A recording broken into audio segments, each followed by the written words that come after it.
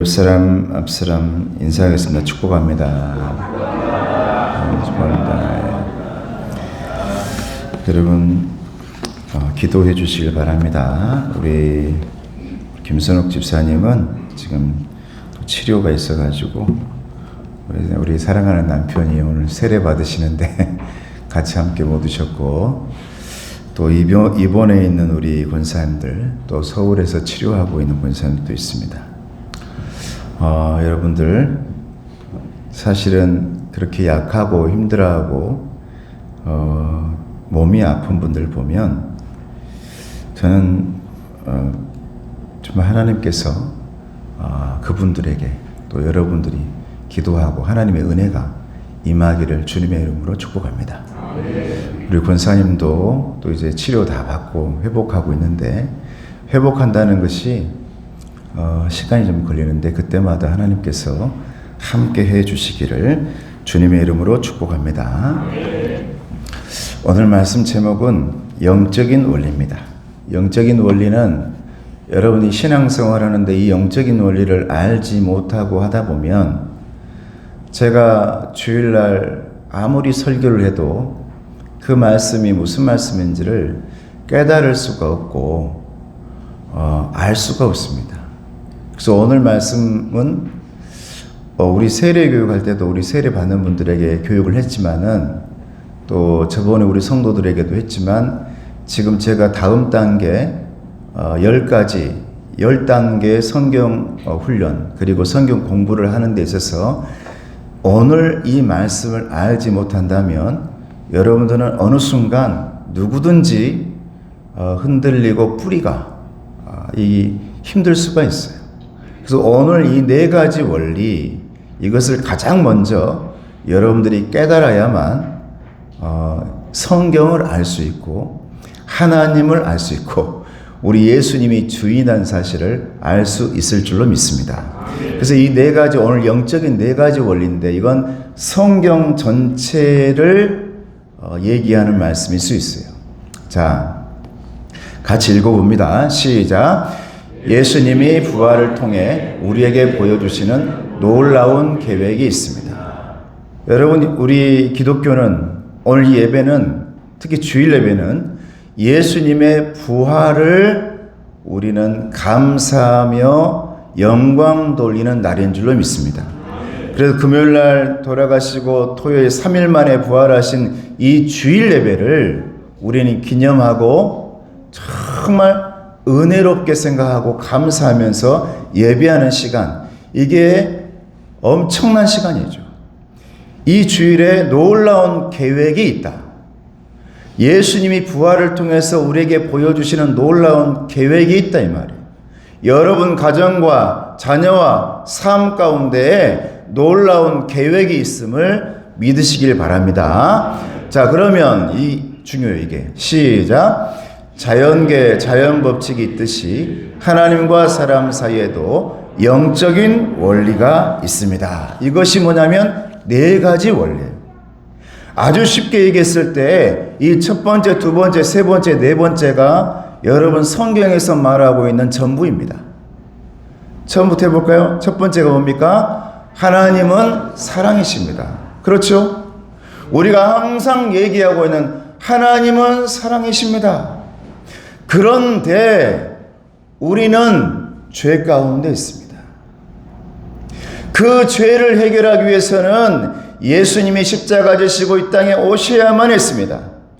그러므로 저와 여러분들은 그 예수님을 영접해야 합니다. 할렐루야. 이 네 가지가 이 성경의 전체란 말입니다. 이 네 가지를 알지 못하면 아무리 주일날 말씀을 들어도 그 말씀이 무슨 말씀인지를 몰라요.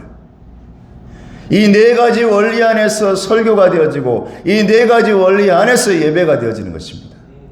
하나님은 사랑이십니다. 그런데 우리는 죄 가운데 있기 때문에 그 하나님의 사랑과 그 풍성한 계획을 다 받지 못하고 있습니다. 그러면 어떻게 해야 될까? 그 죄를 해결하기 위해서 우리 예수님이 여러분들에게 오신 줄로 믿습니다. 그리고 우리가 해야 될 일은 그 예수님을 오늘 영접해야 될 줄로 믿습니다. 중요한 것이죠. 그래서 첫 번째 원리가 뭐냐? 아까 그 네 가지를 풀어놓은 거예요. 큰 소리로 시작. 하나님은 저와 여러분을 사랑하시며 여러분을 위한 놀라운 계획을 가지고 있습니다. 하나님은 여러분들을 사랑하신단 말이죠. 사랑하시기 때문에 여러분을 위한 놀라운 계획을 지금 준비하고 있다라는 거예요. 그래서 그 사랑하신다는 말씀이 성경에 보면 요한복음 3장 16절이죠. 시작. 하나님이 세상 이처럼 사랑하사 독생자 예수 그리스도를 주셨으니 이는 저를 믿는 자마다 멸망치 않고 영생을 얻게 하려 하심이니라. 할렐루야. 하나님의 사랑은 예수님에게서 나타난 줄로 믿습니다. 하나님의 사랑은 예수님의 십자가에서 나타난 줄로 믿습니다. 하나님의 사랑은 예수님의 부활에서 나타난 줄로 믿습니다. 근데 놀라운 계획이 있다 그랬어요. 하나님은 우리를 사랑하시고 우리를 향한 놀라운 계획이 있다 그랬는데 그 계획이 뭐냐? 여러분, 하나님이 바라시는 것이죠. 여러분들이 행복하게 사시길 바라실까요? 아니면 절망 가운데, 저주 가운데, 아픔 가운데 사는 걸 원하실까요? 하나님의 계획은 여러분들이 잘 되기를 원하는 겁니다. 할렐루야. 자, 우리 옆 사람에게 잘 되길 바랍니다. 할렐루야. 할렐루야. 우리 캄보디아에 오신 우리 자매들도 잘 되길 바랍니다. 복 받길 바랍니다. 오늘 뜨거운 우리 자매도 오늘 세례를 받는데 축복하고 감사를 드립니다. 그래서 하나님의 계획은 성경에 보니까 뭐라고 나오느냐? 요한복음 10장 10절입니다. 같이 읽어봅니다. 시작. 내가 온 곳은 양으로 생명을 얻게 하고 더 풍성히 얻게 하려는 것이라. 할렐루야. 이게 하나님의 계획이라는 거예요. 하나님의 계획은 여러분들이 풍성하게 얻는 것이라는 겁니다. 여러분들이 생명을 얻는 것이랍니다. 여러분들이 사망하고 죽는 것을 원하고 있는 게 아닙니다. 그런데 왜 대부분의 사람들이 이 풍성한 삶을 누리지 못하고 있는가? 왜 하나님의 사랑을 받지 못하고 왜 하나님의 이 풍성한 계획을 받아서 누리지 못하고 있냐? 두 번째 원리가 나옵니다. 뭐 때문에? 저와 여러분들의 죄 때문이라는 거예요. 사람들은 죄에 빠져서 하나님으로 떠나려고 한대요. 언제나 하나님에게서 멀어지려고 한대요. 그러니까 저와 여러분들이 하나님의 사랑을 얻지 못하고 하나님의 그 풍성한 계획, 너에게 더 주고자 하는 그 계획을 얻지 못하고 누리지 못하고 체험하지 못하고 있다는 거예요. 나는 왜 이럴까? 하나님의 사랑을 왜 누리지 못할까? 나 때문이라는 거예요, 여러분. 남들 때문이 아닙니다, 여러분. 내 죄 때문이에요. 내 부족함 때문이에요. 하나님에게서 멀어져 있기 때문에 그런 겁니다. 하나님에게로 여러분 언제나 가까이 다가오시는 저와 여러분 되시기를 주님의 이름으로 축복합니다. 그래야 하나님의 사랑을 알고 하나님의 계획을 누리는 겁니다. 자, 그래서 두 번째 원리 시작. 본래 사람은 하나님과 사귀며 살도록 창조되었습니다. 그런데 사람은 자기 마음대로 살려고 했기 때문에 마침내 하나님과의 사귐은 끊어지고 말았습니다. 하나님 없이 제 마음대로 사는 사람은 적극적일 때는 하나님께 반항하게 되며 소극적일 때는 하나님에 대하여 무관심하게 되는데 이것이 바로 성경이 말하는 죄의 증거입니다. 할렐루야. 성경에서 말하고 있는 죄가 두 가지가 나오고 있는 거예요. 여기서 전체 성경에서 말하고 있는 두 가지의 죄는 뭐냐면 적극적인 죄와 소극적인 죄가 있는데 적극적인 죄는 하나님을 향해서 반항하는 겁니다. 가나안 땅을 향하던 하나님의 백성들이 광야에서 어려움 당하고 힘들어할 때 불평하고 반항합니다. 적극적인 죄입니다. 또 하나는 소극적인 죄가 나오는데 나는 무관심해 버립니다. 무관심. 하나님에 대해서 무관심해 버려. 나 관심 없어. 나 편안히 살고 싶어. 나 남들에게 관심 갖고 싶지 않아. 특히 나는 이제 하나님 앞에 관심 없어. 소극적인 죄죠. 나는 죄짓지 않았어? 아니요. 하나님 보시기에는 모두가 죄를 지었다라는 거예요. 이 죄에서 벗어날 수 있는 사람은 단 한 명도 없습니다. 어떤 사람들은 적극적인 죄를 짓고 있고 어떤 사람들은 소극적인 죄를 짓고 있습니다. 무관심하는 것이죠. 여러분, 신앙생활하다 보면 끙끙 앓을 때가 있어요. 마치 우리 어린아이들이 수많은 전염병들을 이겨내면서 주사 맞고 예방주사 맞고 하는 것처럼 끙끙 앓고 열나고 힘들 때가 있지요. 왜? 관심이 있으니까요. 그런데 무관심하다 보면 나도 모르게 여러분 사람에게서 멀어지는 게 아니에요. 여러분 신앙과 하나님에게서 멀어져 가는 것입니다. 그런 면에서 저는 오늘 이 자리에서 은퇴하신 우리 집사님이나 우리 권사님 이 시간 연세가 이렇게 많이 드셨는데도 하나님 앞에 나와서 끝까지 예배하고 있는 여러분들을 축복합니다. 할렐루야. 우리 어르신들한테 박수 한번 주십시다. 여러분 부모님 중에 가족 중에 혹시나 지금까지 70, 80, 90이 돼서도 하나님 앞에 예배하고 있는 분들이 있다면 그분들은 마땅히 하나님 앞에 칭찬받아야 되고 저와 여러분들이 존경해야 될 분들입니다. 마지막까지 무너지지 않고 이 신앙의 원리를 붙들고 가고 있는 사람들이죠. 얼마나 많은 사람들이 광야의 길을 걸어가면서 무너집니까?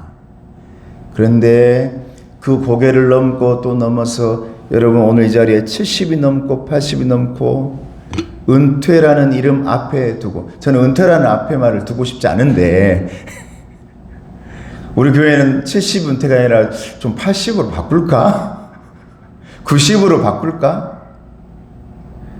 여러분들 그분들을 존경하셔야 돼요. 여러분들 우리 어르신들을 존경하는 우리 성도들 되기를 축복합니다. 존경하시오. 여러분 가족 중에 혹시 어머님 중에 지금 신앙생활하고 있다. 아버님이 지금도 신앙생활하고 있다. 그분들은 정말 위대하고 하나님의 칭찬받아야 할 분인 줄로 믿습니다. 여러분 오늘 말씀이거든요. 아주 중요해요. 그런데 그렇지 못하면 나도 모르게 적극적인 죄와 소극적인 죄를 짓고 살아갑니다. 사람은 하나님으로부터 떠나 있어요. 오늘날 많은 사람들을 보면 하나님으로부터 떠나 있습니다. 제가 죄송합니다마는 교회를 다니고 있음에도 불구하고 하나님과 떠나 있는 분들이 있을 수 있어요. 내 안에 예수님이 계시지 않으면, 내 안에 하나님이 계시지 않으면 여러분 하나님과 떠나 있는 거예요. 죄 가운데 아직도 있는 겁니다. 그래서 성경에 보면 죄의 삭은 뭐라? 사망이라 그랬습니다. 적극적인 죄든 소극적인 죄든 죄의 삭은 사망이라고 그랬습니다. 그래서 우리 주님께서 이 땅에 오시면서 모든 죄를 씻어주는 줄로 믿습니다. 적극적인 죄, 소극적인 죄 다 씻는 거예요. 하나님으로부터 떠나 있는 상태, 이게 여러분 죄입니다. 나 죄 짓지 않았다? 나 죄 없다? 만약 여러분 이 자리에 있는 저도 마찬가지고 여러분도 마찬가지고 만약 내가 하나님에게서 적극적으로 떠나 있든지 소극적으로 무관심하면서 떠나 있든지 간에 모든 사람들은 죄를 지었음에 두 번째 사망에 이를 수밖에 없습니다. 그래서 우리 하나님은 누구를 보내주신 것입니까? 예수님을 보내주신 것입니다. 봐보세요. 여러분, 죄를 지은 사람들이 지금도 하고 있는 노력들입니다. 적극적인 죄와 소극적인 죄에 빠져 있는 사람들이 지금도 사람들이 이런 노력을 합니다. 하나님 없이 나는 뭔가를 할 수 있을 것 같아. 하나님 없이 나는 충분히 가능할 것 같아. 노력합니다. 착한 일 하죠. 착한 일 하면 될 것 같은데? 착한 일 하면 하늘에 다다를 것 같은데? 철학으로 내가 충분히 하나님과 도달할 수 있을 것 같은데, 하나님과 대화할 수 있을 것 같은데, 철학 열심히 하죠. 성경 열심히 읽죠. 그런데 자기 힘으로 하나님께 도달하며 풍성함을 살아보려고 애쓴다 이 말이에요. 자기 힘으로. 근데 자기 힘으로 하는 것들이 여러분 봐보세요. 가능하나요? 화살표 봐보세요. 화살표. 하나님 앞에 도달 가능한가요? 도달할 수가 없습니다. 그래서 이제 세 번째 원리가 나오죠. 성경을 지금 얘기하고 있는 거예요. 전체 성경에 세 번째 큰 소리로 시작.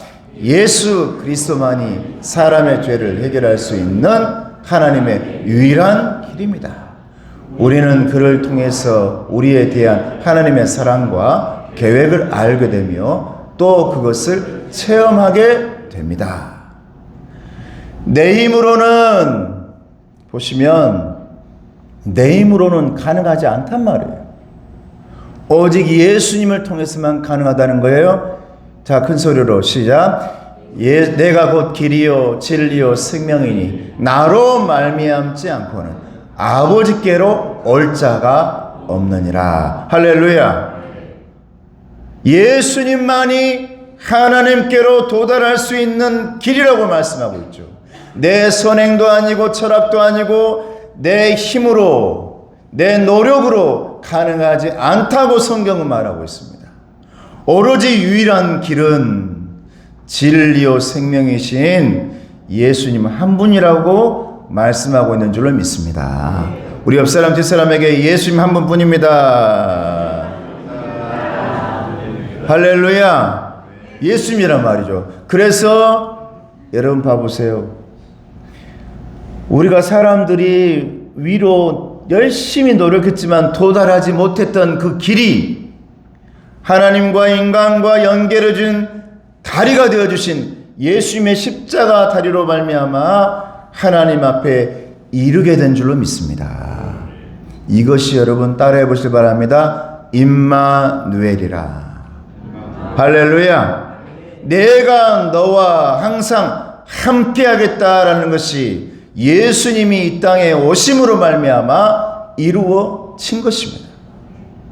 하나님께서 여러분들에게 사랑 주시려고 풍성한 계획을 이루시려고 죄 가운데 있는 저와 여러분들을 십자가의 다리를 놓으시고 여러분 하나님께서 지금 연결해 주신 다리를 연결해 줬는데 그 길은 예수님의 피 흘리신 십자가의 길인 줄로 믿습니다.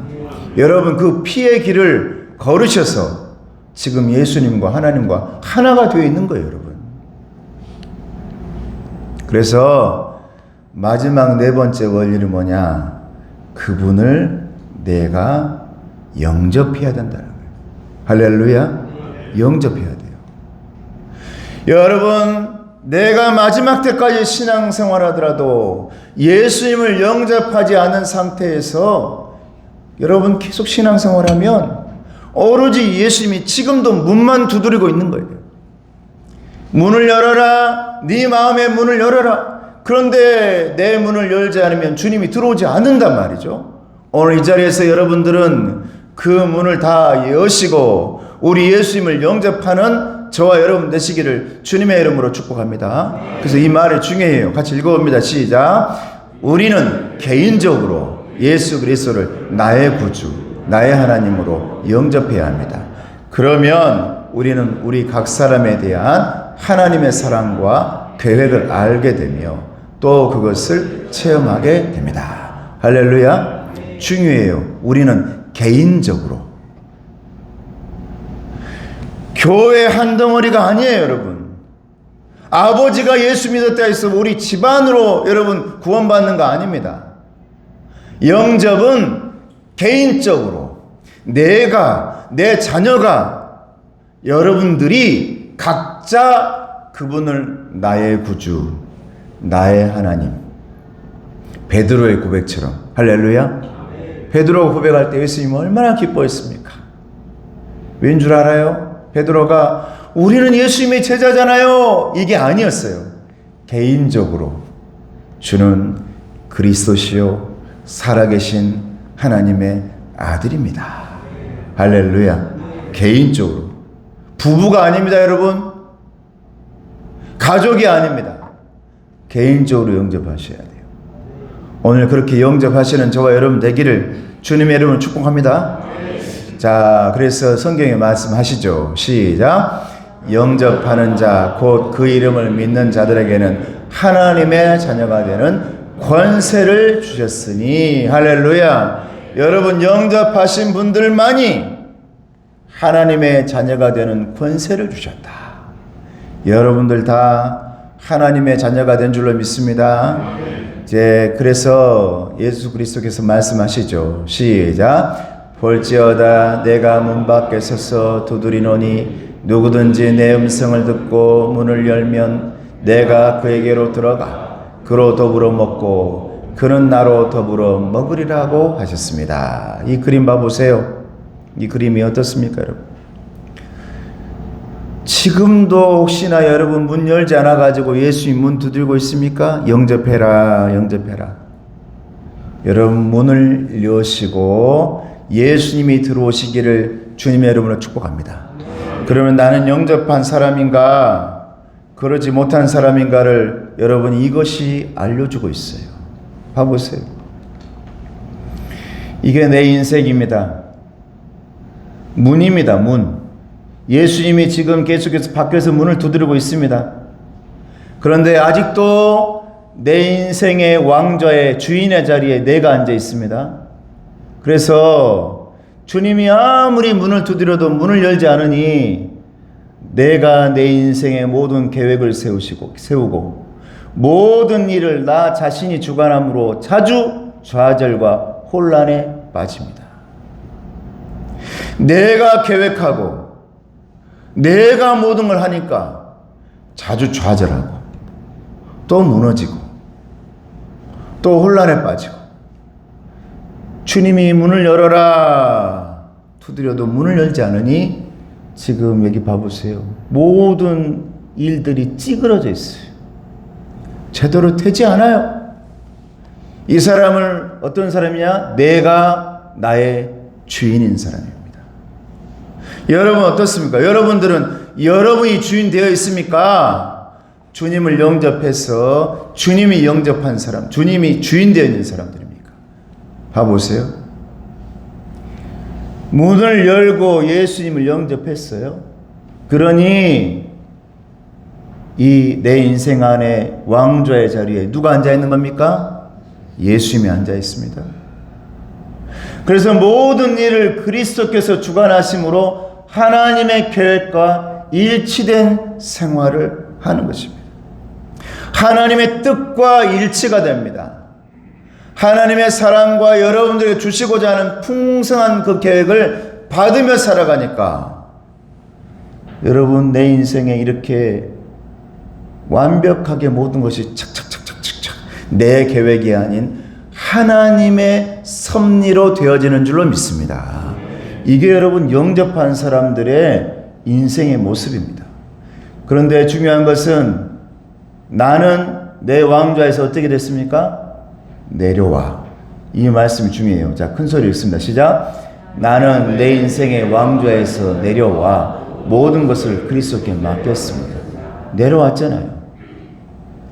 그런데 여러분들이 가끔 예수님을 영접했음에도 불구하고 내가 힘들 때가 있고 어려운 때가 있어요. 여러분 예수님 영접하면도 여러분 어렵고 힘든 일이 있습니까? 없습니까? 여러분 나하고 예수님의 자리를 맨날 바꾸는 거예요. 맨날. 어느 때는 내가 예수님 이 자리에 올라왔다가 예수님 잠시 내려가 계세요. 근데 중요한 것은 이 예수님이 내 인생 안에 계셔야 되는 줄로 믿습니다. 영접했기 때문에. 그런데 이 예수님이 다시 빠져나가 버려요. 밖으로. 내 자리에서 왔다 갔다 하면서 회개하고 다시 예수님 높여드립니다. 여러분 주일 예배가 왜 있는 겁니까? 왜 수요 예배가 있는 것입니까? 여러분 인생을 살다가 내가 나도 모르게 주인 되어가지고 살았다면 주일 예배를 통해서 수요 예배를 통해서 다시 한번 내가 내려놓고 예수님이 그 자리로 올라가는 시간인 줄로 믿습니다. 이게 있어야 된다는 거예요. 자주 회개하면서. 그래야 내 인생의 주인이 예수님이 되는 것입니다. 그리스도가 나의 주인인 사람이에요. 여러분 생각해 보세요. 지금 이 두 가지 그림 중에 나는 어떤 사람인가? 여러분 이 그림을 저도 전도를 10년 동안 전도 부서를 담당해 가지고 전도를 해보면 이 그림을 나타내는 사람들의 특징이 뭔 줄 알아요? 교회를 안 다녀본 사람들이에요. 아직 신앙이 없는 사람들이 이 그림을 나타냅니다, 여러분. 많은 사람들이 오해하는 것은 이 그림인데 신앙생활 하는데 내가 주인 되어 있을 때 나도 모르게 나는 예수님 밖에 있나? 아니요. 계속 이렇게 왔다 갔다 하죠. 내가 주인 됐다가 예수님이 주인 됐다가 왔다 갔다 해요. 근데 또 중요한 게 뭔 줄 알아요? 어떤 사람들은 내 인생에요. 이게 굉장히 중요한 거예요. 잘 들어야 돼요. 내 인생에 예수님이 주인 있는데 내가 빠져나와 버려요. 내 인생 안에 내가 예수님은 딱 영접해 놓고 나는 없어 버려요. 나 몰라래. 내 인생 안에서 나라는 자가 내 인생 밖으로 퐁 빠져나와 버려. 그리고 내 인생 예수님께 맡겨놔요. 이것은 여러분 올바른 겁니까? 올바르지 않습니다. 대부분의 사람들이 내 인생엔 나와 함께 임마누엘 해야 됩니다. 할렐루야. 이게 신앙의 사람이에요. 임마누엘, 내 인생 안에서 동행하는 거죠. 그런데 예수님 알아서 해주세요 하고 나는 내 인생에서 빠져나가 버려. 이것이 어떤 사람들이냐? 사이비를 따라가는 사람들. 교주에게 모든 걸 맡겨놓고 나는 빠져나와 버려. 그래서 내가 내 큰딸을 의심했다니까요. 혹시 그런 사람인가? 우리 큰딸이 하도 지 인생에는 뭐 하는 것 같지 않고 그래가지고 내가 이걸 내 딸에게 설명해 줬습니다. 네 인생의 주인이 돼야 돼 너는. 그런데 우리 주님과 동행하면서 네 인생의 주인의 왕좌의 자리에는 주님을 앉혀놓고 그 안에 너도 있어야지. 너는 빠져나와 버리고 내 인생의 주인은 내가 아니야 하고 너는 저 멀리 가버리고 네 인생에 오로지 예수님께만 맡겨놓고 알아서 좀 해주세요 하고 너는 저 네 인생 밖에가 있다면 그것 또한 잘못된 거다. 저와 여러분들의 올바른 영접과 신앙은 내 인생 안에 예수님이 주인의 자리에 앉고 그 밑에 내려와 임마누엘 하는 줄로 믿습니다. 동행, 함께 하는 거예요. 이게 굉장히 중요해요. 그래서 성경에 보면 영접하는 사람의 특징이 있어요. 영접하는 사람 특징. 자, 첫째는 저를 따라해 보시기 바랍니다. 내려놓습니다. 두 번째로는 초청합니다. 할렐루야. 성경에 예수님을 만난 사람들의 특징이 딱 나오죠. 내려놓습니다. 레위가 예수님 만났을 때 예수님 제가 다 내려놓겠습니다. 내려놓고 주님을 따라가겠습니다. 그리고 우리 집에 예수님 초청하겠습니다. 함께 먹습니다. 할렐루야. 삭개오가 말합니다. 예수님, 제가 내려놓겠습니다. 그리고 예수님, 내 마음 안에 들어와 주세요. 초청하는 거예요. 그러므로 영접은 내려놓음과 초청인 줄로 믿습니다. 여러분, 오늘 이 시간에 내려놓고 주님을 초청하는 저와 여러분 되시기를 주님의 이름으로 축복합니다. 할렐루야. 자, 이게 중요해요. 자, 오늘 영접 기도를 오늘 다 영접하신 분들이죠? 예수님, 근데 오늘 다시 한번 여러분 영접 기도를 해봅니다. 자, 큰 소리로. 자, 시작. 주 예수님, 나는 주님을 믿고 싶습니다. 십자가에서 죽으심으로 내 죄값을 담당하시니 감사합니다.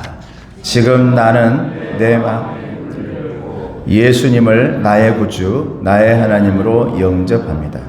나의 죄를 용서하시고 영생을 주심을 감사합니다. 나를 다스려 주시고 나를 주님이 원하시는 사람으로 만들어 주옵소서. 예수님의 이름으로 기도합니다. 할렐루야. 할렐루야. 이런 영접 기도입니다. 그러면 자, 우리가 믿음으로 그리스도를 영접한 결과 그러면 어떤 일이 일어나는가? 첫째, 큰 소리 하세요. 첫째, 이게 뭐라 그랬어요? 여러분, 예수님이 오실 때 예수님이 임마누엘이라 하리라. 할렐루야. 이게 영접입니다. 자, 둘째, 그렇죠. 죄를 사함 받는 것이죠. 영접하니까. 세 번째, 네 번째, 다섯 번째,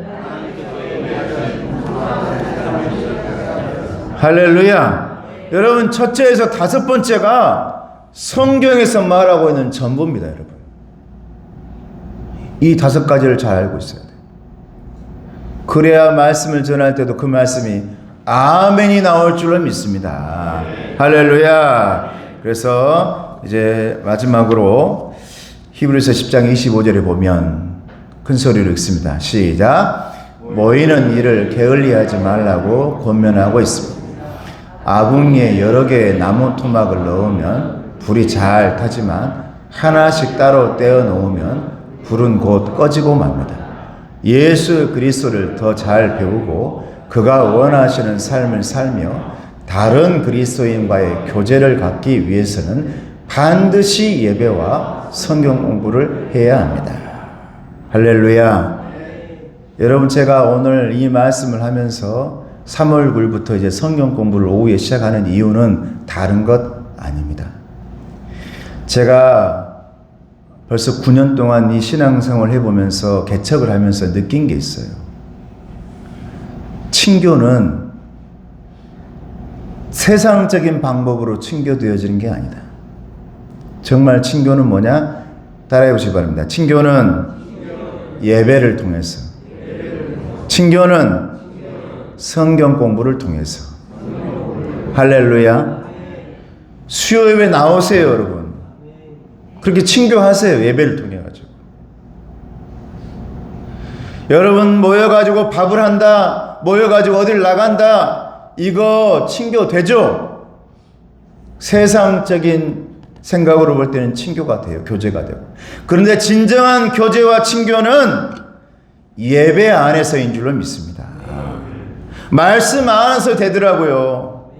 말씀 안에서 친교하지 않으면 반드시 무너집니다. 오늘 제가 왜 우리 어르신들을 존경한다 하냐면 그 수많은 것들을 넘어와서 여기까지 오신 거예요.